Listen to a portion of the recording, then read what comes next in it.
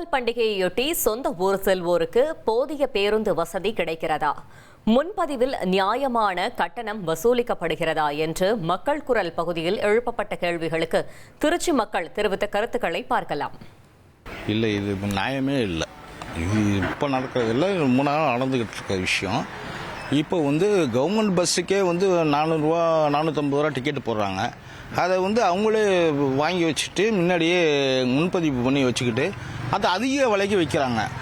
இது கவர்மெண்ட் அரசாங்க பஸ்ஸை விட்டுருங்க, ஆம்னி பஸ் ரொம்ப அதிகமாக போடுறாங்க. ரொம்ப அதிகமாக போட்டு மக்களுக்கு ரொம்ப துன்பத்தை ஏற்படுத்துகிறாங்க.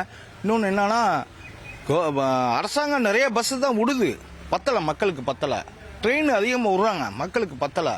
அதுக்கு தகுந்தாப்புல பண்ணணும். இப்போது இன்று சிடிசியை பொறுத்தளவில் பார்த்தீங்கன்னா சர்வேர் ப்ராப்ளம் நிறையா இருக்குது. ஸோ அடுத்தாப்புல இன்னொரு ஆப்ஷன் வச்சிங்கன்னா, நம்ம போகிற இடத்துல அந்த கும்பல் ஜாஸ்தி இருக்கிறதுனால சரியாக நம்மளால் ப்ராப்பராக பாஸ் பண்ண முடிய மாட்டேங்குது. ஸோ இன்னொன்று அதுக்கு ஆப்போசிட்டில் பார்த்தீங்கன்னா ஆம்னி பஸ்ஸு கிடைக்கும் அப்படின்னு பார்த்தீங்கன்னா, அதில் பார்த்தீங்கன்னா இப்போ 700 ரூபா டிக்கெட்டுன்றது அந்த டயத்தில் ஒரு 1500 1600 போயிட்டுருக்கு. அதனால் கொஞ்சம் சிரமமாக தான் இருக்குது. பொதுவாக பண்டிகை காலங்கள் என்றாலே தனியார் பேருந்துகள், அதாவது ஆம்னி பேருந்துகள், அவர்கள் வைத்தது தான் விலை.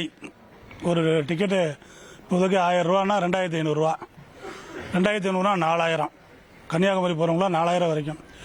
அவர்கள் தெரிந்து கொள்கிறார்கள் பண்டிகை காலத்து எப்படியா இருந்தாலும் ஒரு ஊருக்கு போக வேண்டும், ஆக அந்த விலையை கொடுத்து தானே ஆக வேண்டும் என்று இதை காலகாலமாக செய்து கொண்டிருக்கிறார்கள். எந்த ஆட்சி இருந்தாலும் செய்து கொண்டிருக்கிறார்கள். போக்குவரத்துறை அமைச்சரை கேட்டார், என்ன சொல்லுவார், அதெல்லாம் நாங்கள் நடவடிக்கை எடுப்போம், கடுமையாக நடவடிக்கை எடுப்போம் என்றெல்லாம் சொல்லுவார்கள். ஆனால் நடைமுறைக்கு அது இதுவரை நடைமுறைப்படுத்தவில்லை.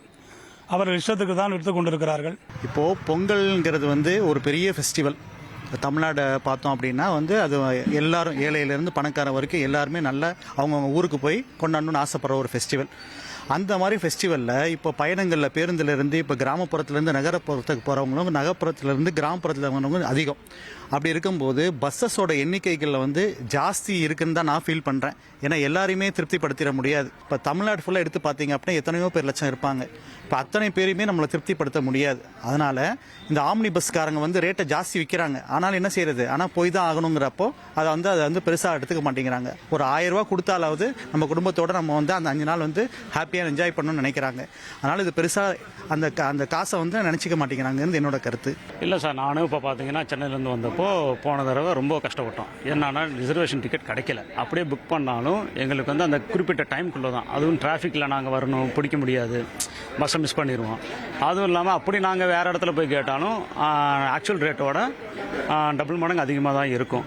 மீன் எப்படின்னா 350 ரூபா டிக்கெட்னு வைங்களேன், எனக்கு ஒரு 1500 அந்த ரேஞ்சு கொடுக்குற மாதிரி இருக்குது நார்மல் பஸ்ஸிலே, கவர்மெண்ட் பஸ்ஸிலே. ஸோ இதை கொஞ்சம் தடுத்தா நல்லாயிருக்கும். கொஞ்சம் எங்களுக்காக மக்கள் நிறைய பேர் கஷ்டப்படுறாங்கல்ல, அதனால் அதில் கொஞ்சம் மீண்டு எங்களுக்குள்ள ஒரு சொபிஸ்டிகேட்டடாக கொஞ்சம் கொடுத்தா பெட்டராக இருக்கும்.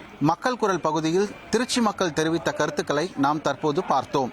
1,25,00,000 மனங்களை வென்ற தந்தி டிவி யூடியூப் சேனல். தவிர்க்க முடியாத தம்ப்நெயில்ஸ், கலக்கலான கான்டென்ட்ஸ். நீங்களும் இந்த குடும்பத்தில் இணைய இப்பவே சப்ஸ்கிரைப் பண்ணுங்க. அசுரபலம் கொண்ட எங்கள் டிஜிட்டல் கரங்களில் உங்கள் விளம்பரங்களை சேர்க்க வாட்ஸ்அப் பண்ணுங்க. 8939888378. Email advttanditv@dttv.in.